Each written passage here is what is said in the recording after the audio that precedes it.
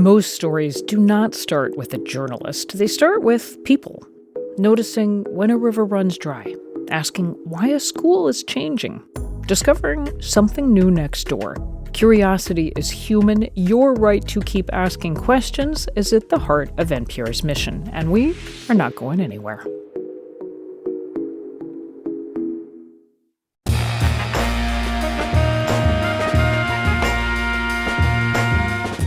Hey there, San Diego. It's Andrew Bracken in for Jade Hindman. Today, it's been just over 1 month since the tragic shooting at the Islamic Center of San Diego. We hear about how the community is healing. This is KPBS Midday Edition, connecting our communities through conversation.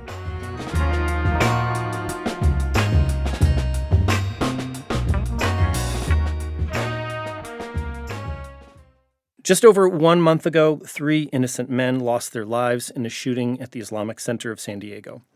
They're remembered as heroes for protecting dozens of children who were in their last week of classes at the center's elementary school. And the community is still processing the grief from that day. The attack underscores the threat of rising Islamophobia in the U.S. And I'm joined now by Imam Taha Hassane. He's director of the Islamic Center of San Diego. Imam, welcome. Thanks so much for being here. Thank you so much for having me. So I just want to start out by, just how are you reflecting? It's been about a month now. How are you reflecting on that? What's on your mind today, roughly 1 month on? So myself and the rest of my community members are still trying to understand what happened, are trying to process everything that happened. Of course, it was a huge shock that no one expected ever to happen at the Islamic Center of San Diego. And many of my community members, especially those who were in the building, especially the kids and their families, their parents, and the staff are trying to process what happened and trying to not forget but to move on. This is something that it will take a long time, but we are moving forward. I want to hear more about, what you're hearing from community members, from folks in your congregation of because I imagine it's also a range of emotions and a range of ways of processing this. What types of conversations are you having right now with your community members? We are talking about why this happened. So basically, it's not something that happened, out of nothing. It is just a demonstration, unfortunately, of the hate against the Muslim community that we have experienced for so long.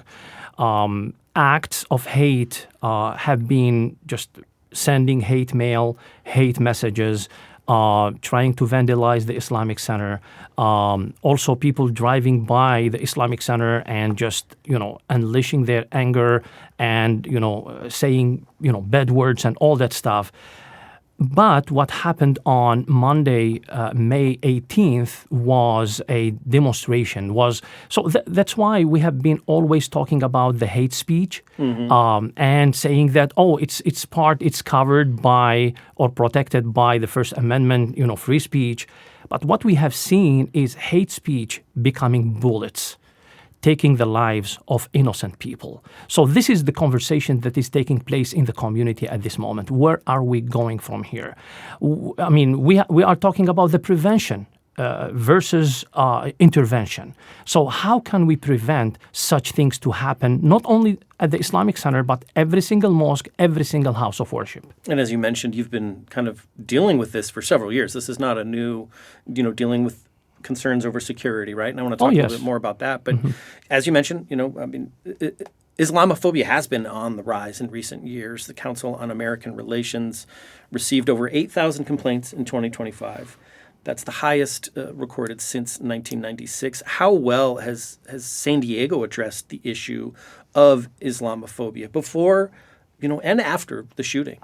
Yes. Actually, now we're not only talking about Islamophobia, which means fear about anything related to Islam and Muslims. Now we are talking about anti-Islam hate, anti-Muslim hate. So we believe that the Muslim community in the United States, including here in our beautiful San Diego, is part of the larger society. So Muslims is not, or the Muslim community is not, a community living in an isolated island in the middle of the ocean. So we give and take. And Muslims live everywhere. They work everywhere with people from all walks of life.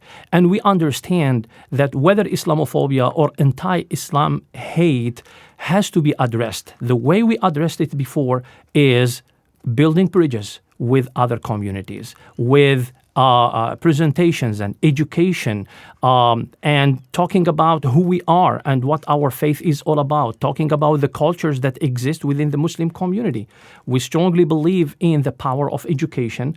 We strongly believe in the power of connecting with other communities around us. So this connection provides or result to having a mutual understanding and mutual respect. I want to talk about the three people who lost their lives that day, Amin Abdullah, Mansour, Kaziha, and Nadir Awad. Tell us about them. Yes, we lost these three beloved brothers. And each one of them left a legacy behind. So when we talk about Brother Amin Abdullah, may Allah have mercy on him, he was that strong security guard who always did everything he could to protect us when we are inside the building praying, where we are having any event, any activity, protecting the school, having the young elementary, children there, yes, kindergartners and first and second graders in the building, protecting the staff. He has been always the strong man standing over there, smiling to everyone who comes in and making sure that everyone is protected inside the building. Talking about Mansour Kaziha, known as Abu al-Izz, a pillar of the Islamic Center of San Diego. He has been there for the last 40 years, since the time the community broke the ground to build the Islamic Center. He was doing everything in the Islamic Center. He was the storekeeper, the cleaner, the cook over there. I have worked with him for the last 22 years, and I have said this before. I have never done anything without consulting with him. This is about Abu al-Izz Mansour Kaziha. Brother Nadir, Awad, may Allah have mercy on him, is a neighbor. He lived across the street from the Islamic Center. His wife teaches at the Islamic school. So when he heard the shooting, he could easily hide or stay away for his safety, but he chose to come in despite the risk, the threat, come in the Islamic Center to try to save someone, to try to do something. So three of them, they lost their lives while trying to do something to protect all of us who were inside the building. And, kind of the picture you're painting of these men, it's also just how embedded they are in your whole, in the whole community, in not only the Islamic Center, but the community and the neighborhood. Yes. It seems... They were not just regular members of the Muslim community. Each one of them was a great pillar at the Islamic Center. So that's why the community is mourning them still now. Not only their family members, but we are all one family. So whenever we remember each one of them, we still have that feeling of sorrow and sadness. You started by talking about Amin Abdullah and, his role as a security guard. And, part of me, it's like, what you portray is really important and just his courage, but it's also...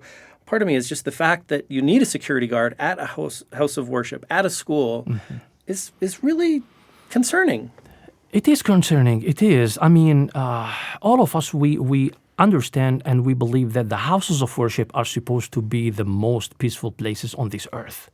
Why do people go to a house of worship? To pray, to meditate, to reflect, to seek fellowship, right? To celebrate. This is why people come to the Islamic Center.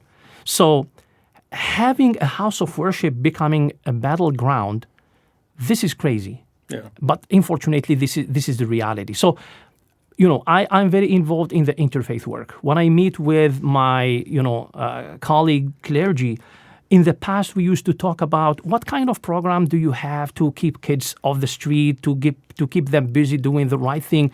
Nowadays, we are talking about what kind of grant did you receive to build this fence around your house of worship, to upgrade the security cameras, to hire the best security firm to protect your worshippers. You see, this is unfortunately what's going on.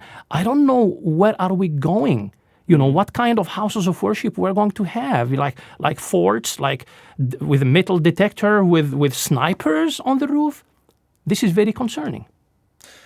Imam, I'd like to kind of zoom out a little bit and talk about your own experience, because really since the start of the response to the shooting, you've been on the forefront. You've been attending press conferences, talking to your community members. I mean, and I imagine it's been something of a whirlwind, but also quite draining for you personally. Have you had time for yourself to even process the events of the past month yet?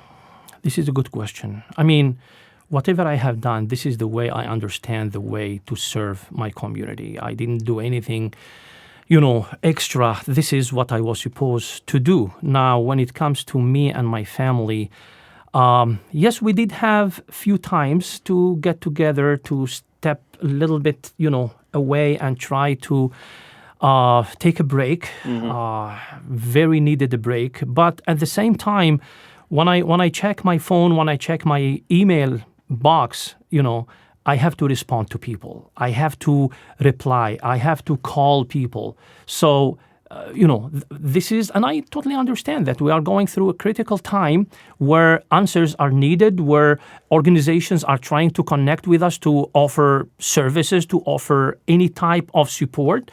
So I try my best to manage my time, for my own well-being, but also for the well-being of my community as well. What have you learned about the community here in San Diego over the past month? What has that overall reaction been like for you? I've seen a lot of beautiful things. There are some, in the larger society, there are some dark spots.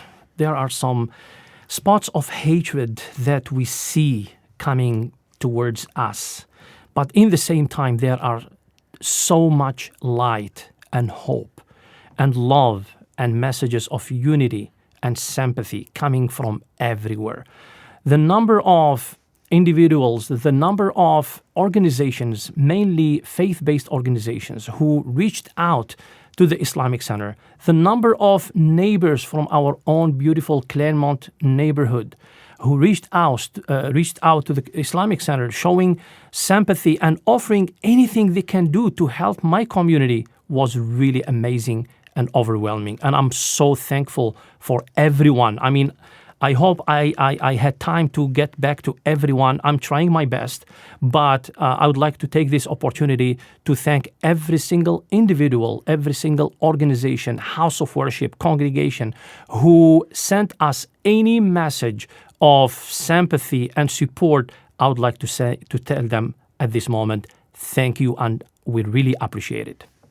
Bringing it back to those three men that you were telling us about earlier, who we lost in this attack, what words of wisdom do you think they'd offer in this moment? They are our martyrs. They are, as I have mentioned earlier, they left a legacy. Brother Amin Abdullah left a legacy of selflessness. And I can tell you, when he saw the shooters stepping in, he could easily stay in his security booth and call 911 and be safe inside his booth. But he chose to step out and to engage them in shooting. By doing that, he held them outside. He didn't give them enough time to go and enter every single room and classroom at the Islamic Center. So selflessness and sacrificing his life. When it comes to Mansour Kaziha, a legacy of service. He spent the last 40 years just serving the community. Anything needed at the Islamic Center, he was there. Brother Nadir Awad, again, selflessness and taking the risk to do something and to save people. So this is what we have learned from the legacy of our three brothers. I've been speaking with Imam Taha Hassane, director of the Islamic Center of San Diego. Imam, thank you so much for being here today. You are very welcome. Really thank you so much again. Thank you. And we'll include some resources on our website at kpbs.org.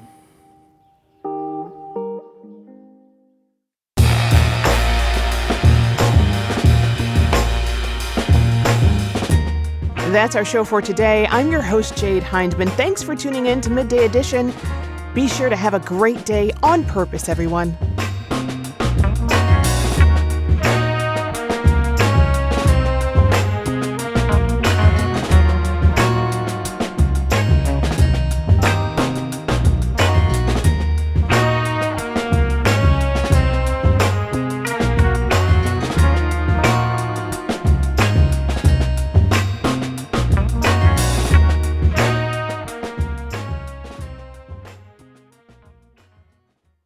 Most stories do not start with a journalist. They start with people, noticing when a river runs dry, asking why a school is changing, discovering something new next door.